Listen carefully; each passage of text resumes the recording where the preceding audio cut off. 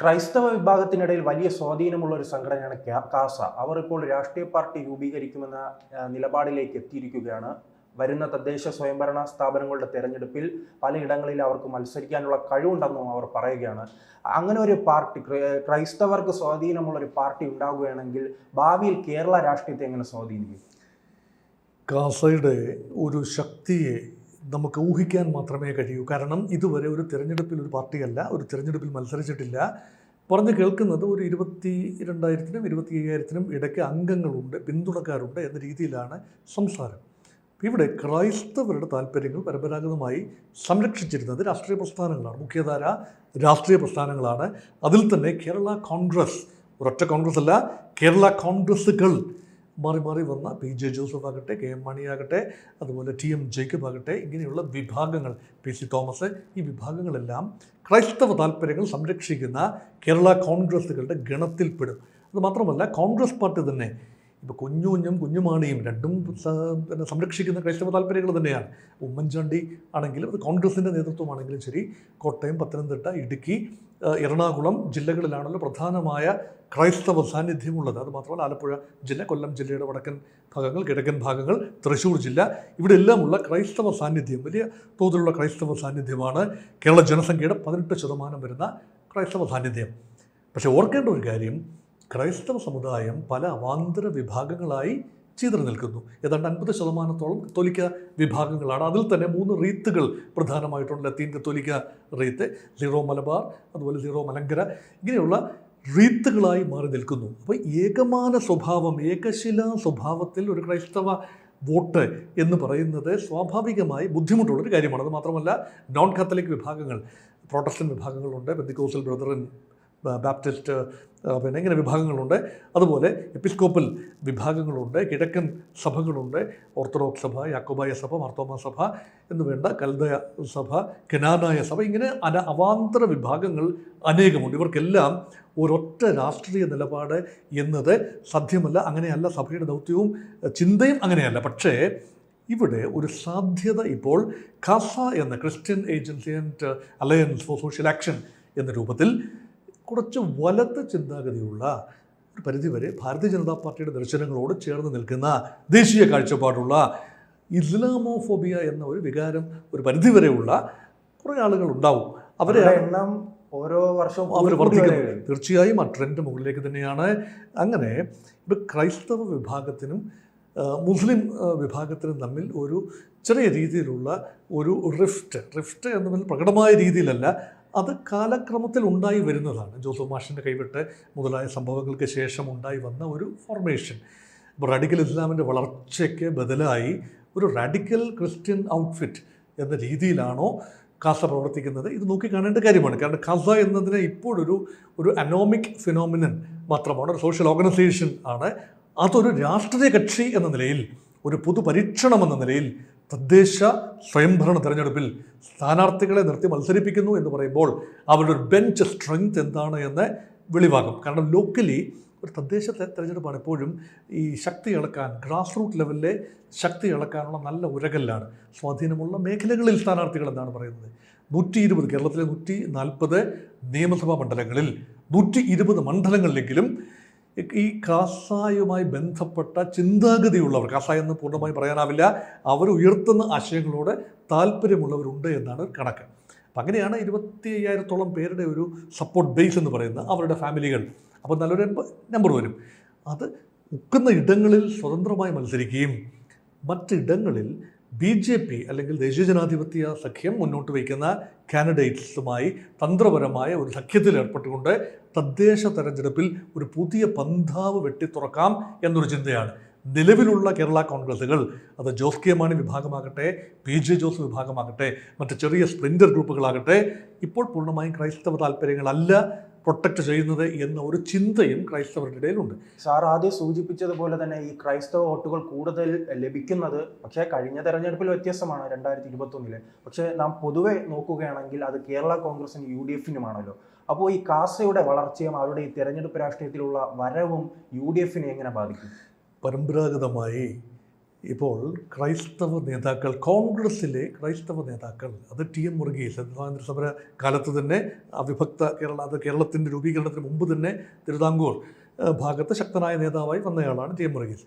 അതിനുശേഷം TM. Varghese, C Keshavan, പട്ടംനാട് Pillai, ഈ ത്രിമൂർത്തികളായിരുന്നല്ലോ ആ കാലഘട്ടത്തിൻ്റെ മുഖങ്ങൾ. അവിടെ ഒരു ക്രൈസ്തവ മുഖമുണ്ട്. പിന്നെ അതുപോലെ പിന്നീട് വന്ന ആളുകൾ കോൺഗ്രസ് പാർട്ടിക്കുള്ളിൽ അതിശക്തമായൊരു ക്രൈസ്തവ മുഖങ്ങൾ ഒരുപാടുണ്ടായി. കെ.എം. ജോർജ്, ഫ്രാൻസിൽ ജോർജിൻ്റെ പിതാവാകട്ടെ, അല്ലെങ്കിൽ പി.ടി. ചാക്കോ, അതായത് പി.സി. തോമസിൻ്റെ പിതാവ് പി.ടി. ചാക്കോ ആകട്ടെ. ഈ പി.ടി. ചാക്കോയുടെ ആകസ്മികമായ മരണം, അല്ലെങ്കിൽ അദ്ദേഹത്തെ കോൺഗ്രസ് പാർട്ടി അദ്ദേഹത്തെ വേണ്ട രീതിയിൽ ഡിഫെൻഡ് ചെയ്തതിൽ ഒരു ആരോപണം വന്നപ്പോൾ എന്നതൊക്കെ വലിയ ദുഃഖമായിട്ട് വരികയും ക്രൈസ്തവ സമൂഹം അത് ഏറ്റെടുക്കുകയും ചെയ്തപ്പോഴാണ് കോൺഗ്രസിൽ നിന്നും വേറിട്ട് ഒരു അസ്തിത്വം ഉണ്ടാകണം എന്ന ഒരു ചിന്ത. അത് പൂർണ്ണമായും ക്രൈസ്തവം എന്ന് പറയുന്നത് ശരിയല്ല. മലയോര കുടിയേറ്റ മേഖലയിലും റബ്ബർ മേഖല, അതുപോലെ കോട്ടയം പത്തനംതിട്ട ജില്ലകളെന്ന് വേണമെങ്കിൽ പറയാം. ഇടുക്കി, കോട്ടയം, പത്തനംതിട്ട, എറണാകുളം ജില്ലകളെന്ന് വേണമെങ്കിൽ കൃത്യമായിട്ട് പറയാവുന്ന രീതിയിലാണ്. അതുപോലെ ബാലകൃഷ്ണപിള്ളയുടെ കൊല്ലം ജില്ലയുടെ കിഴക്കൻ ഭാഗങ്ങൾ, പത്തനാപുരം, പുനലൂർ, കൊട്ടാരക്കര, ഒരു ബെൽറ്റാണ്. അപ്പോൾ അവിടെ എല്ലാമുള്ള ഒരു സോഷ്യൽ ഫോർമേഷൻ, അതിൻ്റെ സന്തതിയായിരുന്നല്ലോ കേരള കോൺഗ്രസ്. പക്ഷേ ഇന്ന് അതിൻ്റെ പ്രസക്തി തുലോം പരിമിതമാണ്. അതുകൊണ്ടാണ് ഒരു പുതിയ സംവിധാനത്തെക്കുറിച്ച് ആലോചിക്കുന്നത്. ഇവരുടെ ശക്തി എന്താണെന്ന് ചോദിച്ചാൽ, ക്രൈസ്തവ വിഭാഗത്തിന് ഈ BJP വലിയ തോതിലുള്ള ഒരു ഇൻറോഡ്സാണ് സഭാ അധ്യക്ഷന്മാർക്ക് നേരെ നടത്തുന്നത്. കാരണം മോദിയുടെ കേരള സന്ദർശന വേളയിൽ കഴിഞ്ഞ വർഷം ക്രൈസ്തവ സഭാ നേതാക്കളുമായി കൂടിക്കാഴ്ച നടത്തി.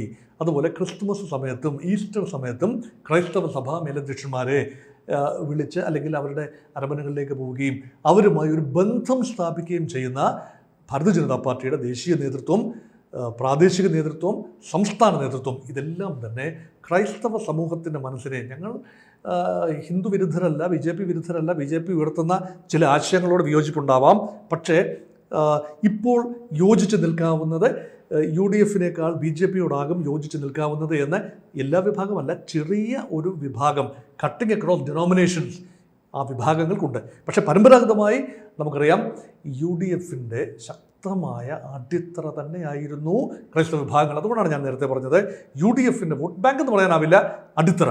പക്ഷേ അടിത്തറ അങ്ങനെ ഉണ്ടായിരുന്നുവെങ്കിൽ പത്തനംതിട്ട ജില്ല നോക്കൂ, ഒരു ക്രൈസ്തവ ഭൂരിപക്ഷമല്ല, ഹിന്ദു ഭൂരിപക്ഷം തന്നെയാണ്, പക്ഷേ ക്രൈസ്തവർക്ക് നിർണായക സ്വാധീനമുള്ള ഒരു ജില്ല എന്ന നിലയിൽ 5 നിയമസഭാ മണ്ഡലങ്ങളിൽ 5ഉം ഇപ്പോൾ ഇടതുപക്ഷ ജനാധിപത്യ മുന്നണിയാണ് MLA മാർ.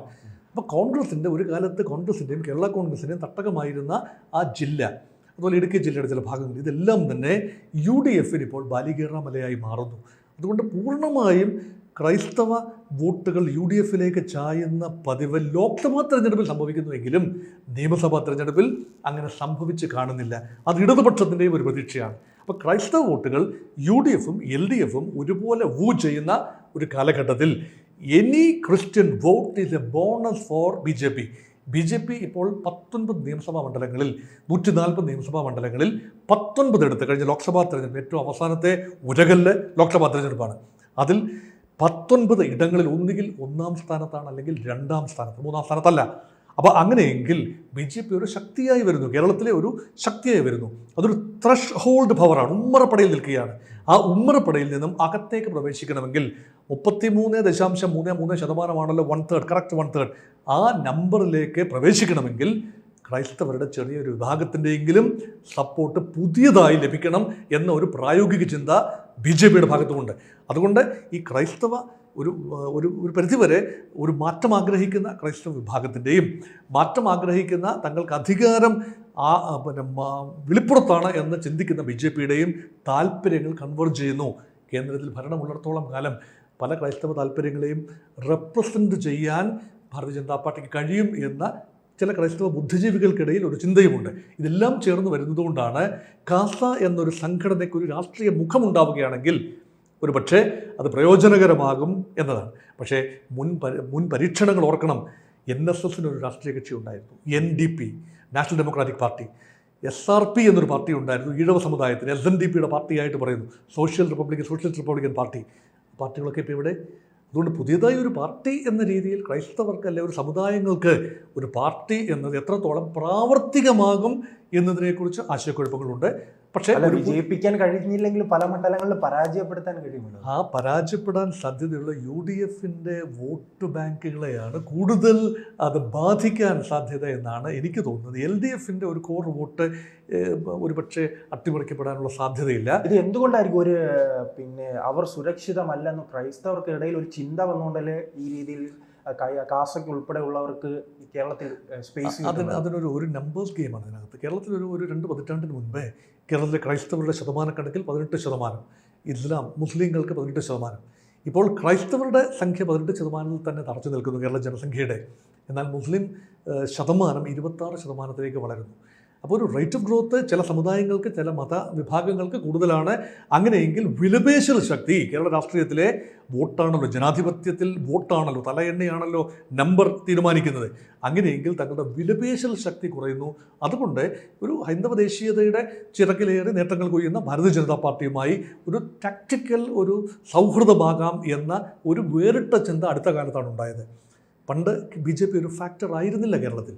ഇപ്പോൾ BJP കൂടി ഒരു ഫാക്ടർ ആയതുകൊണ്ട് മാറി വരുന്ന ചിന്തയുടെ ഒരു പ്രതികരണമായി വേണമെങ്കിൽ ഈ രാഷ്ട്രീയ കക്ഷിയുടെ രൂപീകരണത്തെക്കുറിച്ചുള്ള ചിന്തകളെ നമുക്ക് ക്രൈസ്തവർക്കിടയിലേക്ക് അവർക്ക് എളുപ്പത്തിൽ കടന്നു കയറാൻ സഹായിച്ചത് ഒരു പരിധിവരെ കാസയാണ് കടന്നു കയറാൻ സഹായിച്ചത്. കാസ മാത്രമല്ല, ബിഷപ്പുമാരെ സംബന്ധിച്ചിടത്തോളം, മേലധ്യക്ഷന്മാരെ സംബന്ധിച്ചിടത്തോളം BJP തൊട്ടുകൂടാൻ വയ്യാത്ത പാർട്ടിയല്ല. അതുമാത്രമല്ല, പല സഭാ ചുമതലക്കാരെ സംബന്ധിച്ചിടത്തോളം അവർക്കൊക്കെ ഒരുപക്ഷെ കേന്ദ്ര ഏജൻസികളെ ഭയപ്പെടാനുള്ള എന്തെങ്കിലും ഉണ്ടോ എന്ന സംശയം സ്വാഭാവികമായിട്ടുണ്ട്. അപ്പോൾ അവർക്കൊന്നും നേരിട്ട് കേന്ദ്ര ഏജൻസികളെ എതിർത്ത് നിൽക്കാനാവാത്ത ഒരു അന്തരീക്ഷം കൂടിയുണ്ട്. അതുകൊണ്ട് അദൃശ്യമായ ചില കൈവെപ്പുകൾ അല്ലെങ്കിൽ ചില അനുഗ്രഹാശിസുകളോടുകൂടിയാണോ കാസ പ്രവർത്തിക്കുന്നത്, അതോ തികച്ചും സഭകളിൽ നിന്നും പൂർണ്ണമായി വിട്ടുനിന്നുകൊണ്ട് കുറച്ച് സ്വതന്ത്ര അസ്തിത്വമുള്ള ചില സഭകളും കാസയെ എതിർത്ത് പറയുന്നത് കേട്ടിട്ടില്ല? അങ്ങനെ പറയുന്നത് ഇപ്പോൾ സോഷ്യൽ ഏജൻസി എന്ന രൂപത്തിൽ പ്രവർത്തിക്കുന്ന ഒരു സംഘടനയെ എതിർക്കേണ്ട കാര്യമില്ലല്ലോ. പക്ഷെ ഒരു രാഷ്ട്രീയമായ നിലപാടെടുക്കേണ്ടി വരുമ്പോൾ സഭകൾക്ക് ഔപചാരികമായി കാസ അനുകൂല നിലപാടെടുക്കാനാവില്ല എന്ന് തന്നെയാണ് എനിക്ക് തോന്നുന്നത്. കൂടുതൽ വാർത്തകളും വിശേഷങ്ങളും നിങ്ങളിലേക്ക് എത്താൻ ABC മലയാളം സബ്സ്ക്രൈബ് ചെയ്യുക, ബെൽ ബട്ടണും അമർത്തുക.